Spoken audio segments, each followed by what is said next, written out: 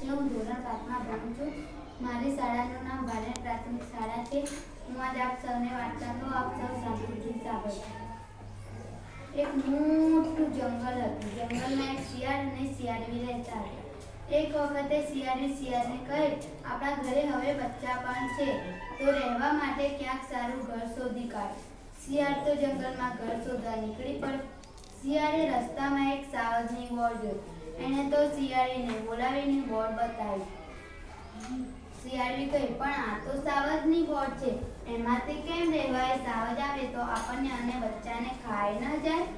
શિયાળ કહે, તું તારે ચિંતા કર્યા વગર બોર્ડમાં રહે, હું કહું તેમ કરીશ તો વાંધો નહીં આવે. શિયાળ, શિયાળવી અને તેમના બચ્ચા તો બોર્ડમાં રહેવા લાગે. થોડી વાર પછી ત્યાં સાવજ આવતો દેખાયો. શિયાળ તો વનને મોઢે જ બેઠો હતો. શિયાળે શિયાળીને કહ્યું, હવે આપણે કોઈ યુક્તિ કરવી પડશે. સાવજ બોર્ડની પાસે આવ્યો તે પહેલા શિયાળ શિયાળવી બે જણા પહેલેથી ગોઠવણ કરી રાખેલ મુજબ બોલવા લાગ્યા. સાંભળો છો ભડભંજનજી, આ શું કહો છો દળભંજનજી? બચ્ચા રૂએ છે, શા માટે? તે ના કાળજા માટે. આ સાંભળી તો સાવજ ચમક્યો. વળી શિયાળ બોલ્યો, આ હમણાં સાવજ આવે, હમણાં એનું કાળજું લાવું. આ સાંભળી સાવજ તો ઊભી પૂંછડીએ નાખ્યો. તેને રસ્તામાં એક વાંદરો મળ્યો.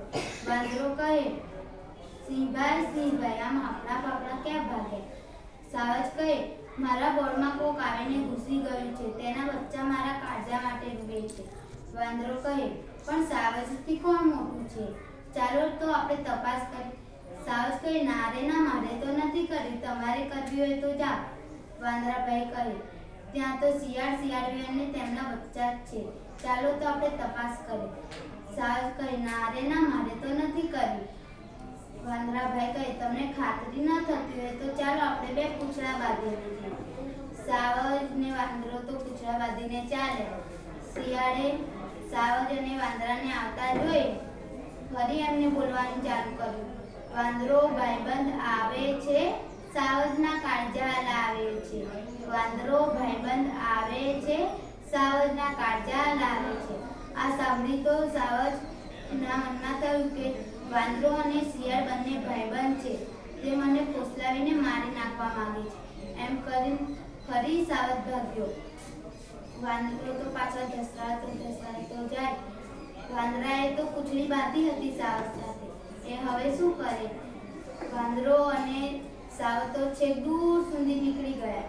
શિયાળ શિયાળી અને તેમના બચ્ચા બોર્ડમાં રહેવા લાગે. ખાધું પીધું અને મજા કરી. આ વાર્તામાંથી આપણને બોધ મળે છે કે આપણે કોઈ મોટી મુસીબત આવે તો બુદ્ધિથી કામ લેવું.